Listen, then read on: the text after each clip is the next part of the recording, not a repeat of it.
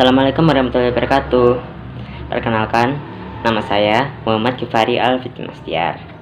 Saya absen 18 dari kelas 11 MIPA 1 SMA Negeri 2 Kediri. Pada video kali ini, saya akan membahas infografis mengenai pertempuran Surabaya. Berikut adalah infografis dari pertempuran Surabaya. Mari kita lihat ke bagian ini. Jadi, ini adalah timeline atau garis besar dari pertempuran Surabaya, berisi tanggal-tanggal penting dalam kronologi pertempuran Surabaya. Nah, dalam suatu pertempuran pasti ada hal yang melatar belakanginya. Untuk pertempuran Surabaya ini dilatar belakangi oleh kedatangan pasukan sekutu yang diwakili oleh AFNI atau Allied Forces Netherlands East Indies yang merupakan negara Inggris. Kedatangan mereka dipimpin oleh Letkol AWS Malabi pada tanggal 25 Oktober 1945. Mereka datang ke Surabaya dengan tujuan untuk melucuti strategi Jepang dan menyelamatkan intiran sekutu. Tetapi nyatanya tidak seperti itu. Inggris juga menduduki sejumlah objek-objek vital di Surabaya. Hal tersebut pun menyulut kemarahan rakyat Surabaya, karena mereka takut kedatangan AFNI ternyata juga diboncengi oleh Belanda. Akibatnya, terjadilah kontak senjata pertama pada tanggal 27 Oktober 1945. Nah, untuk meredakan pertempuran tersebut, maka diadakanlah perundingan antara Soekarno dan Hawthorne, yaitu perwakilan dari Jenderal Sekutu. Perundingan ini dinamakan Perundingan Soekarno-Hawthorne, dengan hasil adalah dibentuknya kontak biru sebagai media komunikasi agar tidak terjadi kesalahpahaman antara kedua belah pihak. Kita beralih ke bagian ini.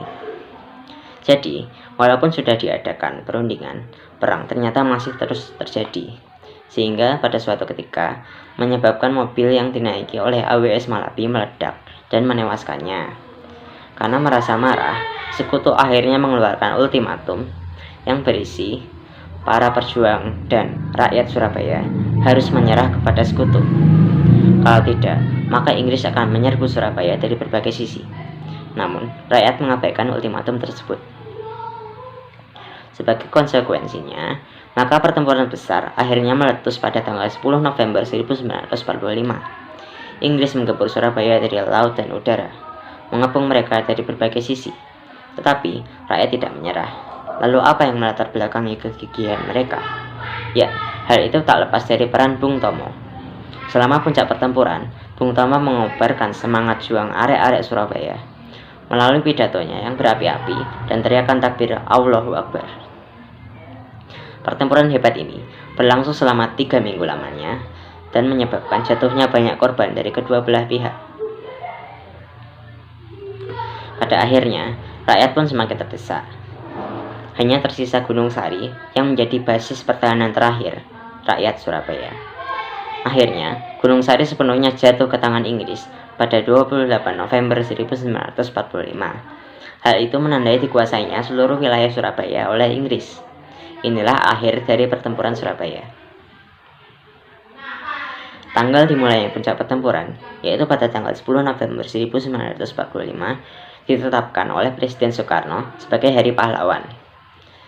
Bukan untuk mengenang kemenangan Inggris, namun untuk mengenang semangat patriotisme bangsa Indonesia dalam mempertahankan kemerdekaan. Selain diperingatinya tanggal 10 November sebagai Hari Pahlawan, juga dibangun sebuah monumen untuk mengenang jasa para pahlawan, yaitu Monumen Bambu Runcing seperti pada gambar berikut ini. Monumen ini terdiri dari pilar menyerupai tombak bambu yang menjadi senjata rakyat dalam pertempuran Surabaya. Monumen ini menjadi simbol perjuangan rakyat Surabaya dalam mempertahankan kemerdekaan Indonesia. Demikian penjelasan dari saya mengenai pertempuran Surabaya. Bila ada salah kata maupun perbuatan yang kurang berkenan, saya mohon maaf. Terima kasih sudah menyaksikan video saya. Wassalamualaikum warahmatullahi wabarakatuh.